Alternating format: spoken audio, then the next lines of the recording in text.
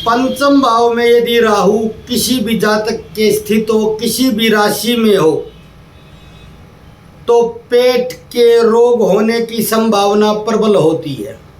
दवाइयाँ थोड़े दिन कारगर होती हैं, उसके बाद दवाइयाँ कार्य करना बंद कर देती हैं, उन्हें डॉक्टर और दवाइयाँ बदलनी पड़ती हैं। यह जातक, ऐसा जातक हमेशा अनिर्णय की स्थिति में होता है।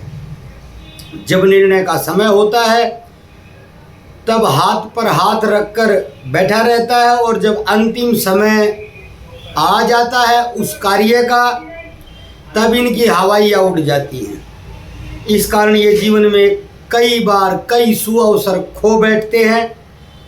पैतृक धन इनको मिलता तो है, किंतु ये अपने गलत निर्णयों से और अपनी अकर्मण्यता से उसको नष्ट कर देते हैं। चलते हैं विस्तार से पंचम भाव के राहु के लक्षण, कारण, परिणाम और उपाय की ओर। जय भोलेनाथ, जय जगन्नाथ। पंचम भाव में जब राहु स्थित हो तो चित्त के लक्षण। पंचम भाव बुद्धि, विद्या, पूर्व जन्म संस्कार और चित्त का कारक भी है, संतान का भी है, अन्य शेयर बाजार का भी है। राहु या होने पर जातक की बुद्धि असामान्य, जिज्ञासापूर्ण और कभी कभी विचित्र दिशा में चलने वाली होती है। व्यक्ति प्राय नए नए रहस्यों, रहस्यमयी ज्ञान, तंत्र मंत्र, ज्योतिष, भविष्यवाणी, पराशास्त्र आदि में आकर्षित होता है। अन्य धर्मों में भी होता है तो रहस्यमयी विद्याओं की ओर आकर्षित होता है। सामान्य शिक्षा में रुकावट, बार बार पढ़ाई बदलना, अधूरी पढ़ाई या विषय से भटकाव के लक्षण मिलते हैं। बृहत जातक व फल दीपिका ज्योतिष के अनुसार पंचम भाव में राहु जातक की बुद्धि को स्थिर न रखकर चंचल कर देते हैं। संतान संबंधी लक्षण। पंचम भाव संतान का भाव है। राहु यहाँ आने पर संतान सुख में बाधा, संतान प्राप्ति में विलंब, कभी कभी संतान से वैचारिक दूरी के लक्षण दिखाते हैं। राहु शुभ दृष्ट हो तो संतान विलक्षण प्रतिभा वाली भी हो सकती है। विदेश या आधुनिक तकनीकी ज्ञान में निपुण भी हो सकती है। विदेशी ज्ञान, तकनीकी ज्ञान। शास्त्र कहते हैं कि पुत्र भावे राहु स्थित है, सुत दुख प्रदय सदा। पंचम भाव में राहु संतान से दुखद संकेत देता है। ये ज्योतिष शास्त्र का वर्णन भी है। प्रेम और संबंधों के लक्षण। पंचम भाव प्रेम, आकर्षण और मनोरंजन का भी होता है। राहु यहाँ होने पर जातक के प्रेम संबंध असामान्य, गुप्त या समाज विरोधी भी हो सकते हैं। कई बार जातक पर अत्यधिक वासनात्मक झुकाव भी दिखाई देता है। जातक पारिजात में कहा गया है, पंचम राहु जातक को पर स्त्री आकर्षण या अनैतिक संबंधों में उलझाता है यदि अन्य ग्रह भी अशुभ हो तो। हर बार नहीं, अशुभ ग्रहों का प्रभाव राहु पर होना चाहिए। मानसिक लक्षण। जातक का चित्त अति संदेहशील, कल्पनाशील और रहस्यमय विचारों से भरा होता है। भविष्य की चिंता, संतान की चिंता या प्रेम संबंधित तनाव जातक को मानसिक रूप से अस्थिर बना सकते हैं। राहु की स्त्री जातक को अत्यधिक महत्वाकांक्षी और असंतुष्ट बना देती है। भाग्य और धर्म से जुड़े लक्षण। पंचम भाव धर्म, मंत्र स्मरण और पूर्व जन्म संस्कार से भी संबंधित है। राहु यहाँ आने पर जातक प्रायः परंपरागत धर्म से हटकर नए मत, पंथ, गुप्त साधना या विदेशी विचारधारा की ओर आकर्षित होता है। जातक में शास्त्र विरोधी अथवा गुरु विरोधी प्रवृत्ति भी देखी जाती है। राहु पंचम भाव में होने से जातक की बुद्धि चंचल, शिक्षा में रुकावट, प्रेम संबंध असामान्य, संतान सुख में विलंब या समस्या, मानसिक अस्थिरता तथा धर्म से विपरीत आकर्षण जैसे लक्षण प्रकट होते हैं। यदि राहु शुभ दृष्टि या उच्च ग्रहों से संबंधित हो या संबंध बनाए तो जातक को असामान्य प्रतिभा, विदेशी शिक्षा और रहस्यमय विषयों में सिद्धि भी मिल सकती है। अब हम कारण पर बात करेंगे। पूर्वजन्म संस्कार और कर्मबंध। पंचम भाव पूर्वजन्म संस्कार और पुण्य का द्योतक भी है। राहु यहाँ आने का अर्थ है जातक ने पूर्वजन्म में संतान या शिष्य के प्रति अन्याय, छल, अवमानना, अपमान या उपेक्षा की होगी। कभी यह कारण भी होता है कि जातक ने धर्म और शिक्षा के क्षेत्र में मिथ्या आचरण किया हो। बृहत पराशर होरा शास्त्र कहता है, पंचमे राहु स्थित पाप कर्म फल प्रद है। पंचम भाव में राहु का होना प्रायः पूर्व जन्म के पाप कर्मों का फल देता है। पितृ ऋण और संतान ऋण। पंचम भाव पुत्र ऋण और पितृ ऋण से भी जुड़ा होता है। यदि राहु पंचम भाव में हो तो यह संकेत करता है जातक को पूर्व जन्म अथवा कुल वंश से जुड़े पितृ दोष या संतान दोष का भार मिला है। पितृ दोष जैसा बताया जाता वैसा नहीं होता, लेकिन पंचम भाव में राहु होता है तो पितरों से संबंधित कष्ट प्राप्त होते हैं, ये भी देखा गया है। सनातन शास्त्र ज्योतिष शास्त्र कहते हैं यत्र राहु तत्र दोष है, पितृ पुत्र समुद्भव है। जहाँ राहु स्थित हो वहाँ पितृ और पुत्र संबंधित दोष उत्पन्न होते हैं। शिक्षा और विद्या संबंधित कारण पंचम भाव विद्या और धन से जुड़ा हुआ है।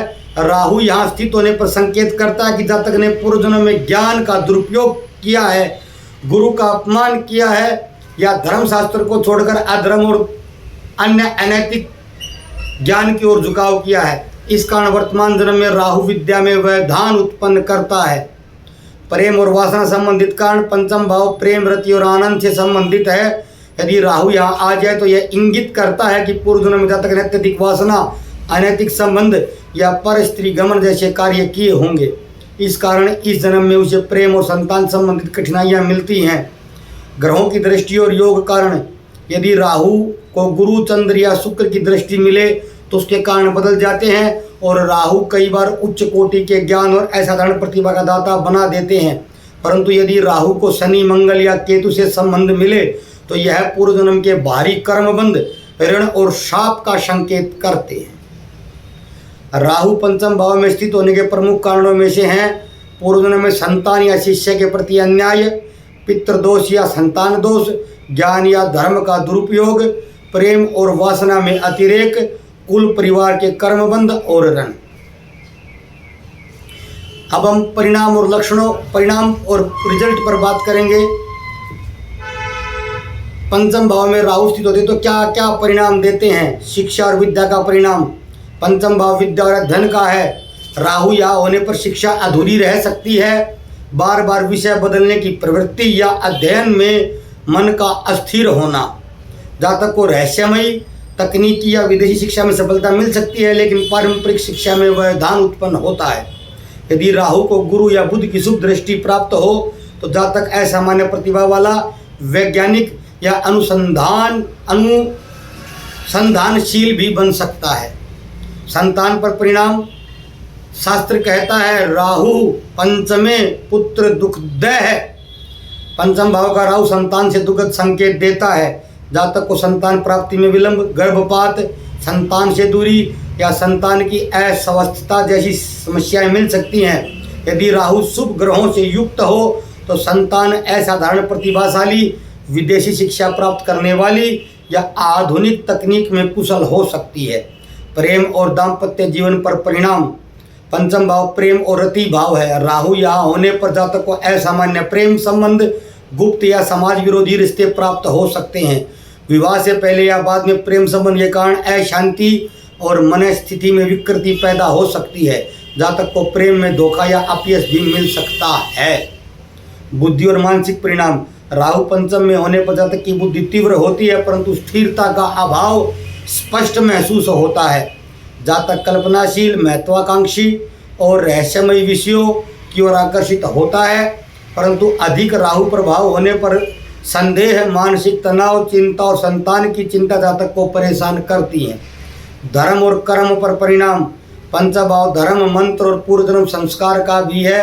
राहु यहाँ होने पर जातक प्राय परंपरागत धर्म से हटकर नए पंथ, विदेशी मत या गुप्त साधनाओं की ओर जाता है। यदि राहु शुभ ग्रहों से संबंध बनाए तो जातक असाधारण साधक या शोधकर्ता बन सकता है। यदि अशुभ ग्रहों से संबंध बनाए तो जातक को धर्म से विपरीत आचरण, पितृदोष और कुल दोष का कष्ट मिल सकता है। आर्थिक और सामाजिक परिणाम राहु पंचम में होने पर जातक को अचानक आर्थिक लाभ, सट्टा, लॉटरी, शेयर बाजार या जोखिम भरे निवेश से धन लाभ मिल सकता है, परंतु अधिक लालच या असावधानी से भारी हानि भी संभव है। समाज में जातक को असामान्य या रहस्यमय व्यक्तित्व के रूप में देखा जा सकता है। संक्षेप में हम बात करें राहु पंचम भाव में होने के परिणाम इस प्रकार हैं। शिक्षा में व्यवधान परंतु रहस्यमय विषयों में सफलता, संतान संबंधी संतान प्राप्ति में विलंब या कठिनाई, प्रेम संबंध गुप्त, असामान्य और कभी कभी अपयशकारी, अपयश यानी कि सम्मान भंग का कारण। बुद्धि स्थिर परंतु तीव्र और कल्पनाशील, धर्म से हट करने पंथों या साधनाओं की ओर आकर्षण, अचानक लाभ हानि और असामान्य सामाजिक जीवन। राहु की महादशा भी आ जाए तो ये फल तीव्रता से प्राप्त होते हैं, फिर जो बताया वैसा हर हाल में होकर रहता है। महादशा किसी शुभ ग्रह की हो तो राहु के ये फल न्यून रहते हैं, यदि राहु की महादशा जीवन में आई ही न तो फलों में न्यूनता रहती है। अब हम उपाय पर बात करेंगे, विस्तृत उपाय। राहु के शास्त्र में निम्न मंत्र बताए जाते हैं। ओम राम राहवे नमः, ये राहु का सामान्य वैदिक बीज मंत्र है, और तांत्रोक्त बीज मंत्र है ओम ब्राह्म ब्रीम ब्रह्म सह राहवे नमः। जब संख्या अनुष्ठान करना है तो 18,000 संख्या जप की होती है, जिसका अनुष्ठान फिर बाद में दशांश हवन करके किया जाता है। और नित्य जप करना हो तो एक माला 108 मंत्रों की या 2-4 जितनी भी करना चाहे कर सकते हैं। मंत्र जाप से कभी हानि नहीं होती, लाभ ही होता है। राहु कवच का नित्य पाठ भी लाभ देता है। नवग्रह स्तोत्र में राहु स्तुति का पाठ विशेष लाभकारी होता है। राहु का दोष मिटाने हेतु काले तिल का दान, काले कपड़े का दान, सरसों के तेल का दान, उड़द की दाल का दान, नीले पुष्प का दान भी किया जाता है। रविवार शनिवार को निर्धन को काला अन्न या खाने के काले रंग का कोई भी खाद्य पदार्थ व काला कपड़ा दान करने से भी लाभ होता है। अनाथ बच्चों जिनका कोई नहीं होता, जिनका केयर टेकर नहीं होता, या निर्धन विद्यार्थी जो शिक्षा अर्जित करते हैं लेकिन उनकी स्थितियाँ थोड़ी सी ढीली हैं, उनको सहायता देना विशेष लाभदायक होता है। अपंग अपाहिज को भोजन कराना या खाने पीने की वस्तुएं दान करना राहु का एक सटीक उपाय होता है। कोढ़ी को दान करना भी राहु का एक उपाय होता है। राहु के दोष के शमन हेतु साप्ताहिक शनिवार व्रत या अमावस्या का व्रत भी लाभ देता है। पूर्णिमा का व्रत तब लाभ देता है जब जातक की मन स्थिति बिगड़ी हो, डिप्रेशन तनाव की स्थिति बार बार बन रही हो। भगवान श्री काल भैरव की आराधना, उनकी पूजा हर स्थिति, राहु की हर स्थिति में लाभदायक है। दुर्गा सप्तशती या काली का स्तोत्र का पाठ करना भी लाभदायक है, क्योंकि राहु माया शक्ति से जुड़ा हुआ है। राहु के लिए गोमेद रत्न धारण किया जाता है, लेकिन मैं कभी धारण नहीं कराता हूँ। विशेष परिस्थिति में जन्मपत्री देखकर पंचधातु की अंगूठी में गोमेद रत्न शनिवार के दिन मध्यमा उंगली में धारण किया भी जा सकता है। यदि धारण करना पड़ जाए तो गोमेद को दूध गंगा से शुद्ध करें। राहु के बीज मंत्र जो मैंने पूर्व में इसी वीडियो में बताए हैं, उससे जप करके धारण किया जाता है। यदि रत्न धारण न करना चाहें तो सूर्य और चंद्र की आराधना, उनको अर्घ्य प्रदान करना भी इस स्थिति में लाभ देता है। पंचधातु का कड़ा, पंचधातु की अंगूठी पहनने से भी राहु की स्थिति में लाभ होता है। विशेष कर्म और शांति विधान, पंचम भाव संतान और पितृ ऋण भाव का भाव है। जातक को चाहिए कि पितरों के श्राद्ध, तर्पण और पिंडदान अवश्य करे, नियमित रूप से करे। संतान सुख हेतु संतान गोपाल मंत्र, संतान गोपाल स्तोत्र या नारायण नाग बलि कर्म आदि के अनुष्ठान स्वयं करे। यदि के जातक के प्रेम संबंधों में बाधा हो तो भगवान शिव पार्वती का पूजन और रुद्राभिषेक कराना विशेष लाभकारी होता है। राहु के पंचम दोष को दूर करने के लिए जो आदतें हैं उनको बड़े ध्यान से सुनिए, समझिए। गुरुजनों और विद्वानों का कभी अपमान न करें। संतान और शिष्यों के प्रति सद्भाव और हमेशा करुणा रखें। छल कपट और अनैतिक संबंधों से बचें। शास्त्र कहते हैं सत्यम वदम धर्मम चर, सत्य और धर्म का आचरण करने से राहु के दोष का शमन होता है, क्योंकि राहु भ्रम की शक्ति का कारक है। राहु की शक्ति भ्रम ही होती है। राहु भ्रम का विस्तार करता है, जिस भाव में होता है उस भाव से संबंधित भ्रमों का विस्तार करता है। मंत्र जब ओम ब्राह्म ब्रीम ब्रह्म सह राहवे नमः, हर स्थिति में राहु किसी भी भाव में लाभ देता है। भगवान श्री काल भैरव की पूजा आराधना राहु की हर स्थिति में एक अचूक उपाय है। गुरु और संतान का सम्मान वैसे भी करना चाहिए सभी को, ये शास्त्र सम्मत भी है और नैतिकता भी यही होती है। ये मैंने राहु के पंचम भाव में स्थित होने पर सभी फलों का वर्णन किया। मैंने जो उपाय हर बार कराता हूँ, राहु की कोई भी स्थिति हो, यदि दुष्प्रभाव तीव्रता से प्राप्त हो रहे हैं तो एक नारियल और 1 रुपये का सिक्का नारियल जटा वाला जलवाड़ा जिसमें खाने की कच्ची ग्रेवी होती है, और 1 रुपये का सिक्का भगवान शिव को प्रत्येक शुक्रवार को अर्पित करने का उपाय मैं तात्कालिक रूप से बताता हूँ, जिसका लाभ मैंने स्वयं और अन्य कई जगह अनुभूत किया है। गोस्वामी तुलसीदास जी ने कहा है, जो तप करई कुमारी तुम्हारी, भावी उमेट सकहीं त्रिपुरारी। और राहु के उपाय के लिए भगवान श्री काल भैरव जो रुद्रावतार है उनकी आराधना या भगवान शिव की आराधना हमेशा लाभ देती ही है। ईश्वर की आराधना सभी दोषों को नष्ट कर सकती है। जिसकी रही भावना जैसी, प्रभु मूर्त तिन देखी तैसी।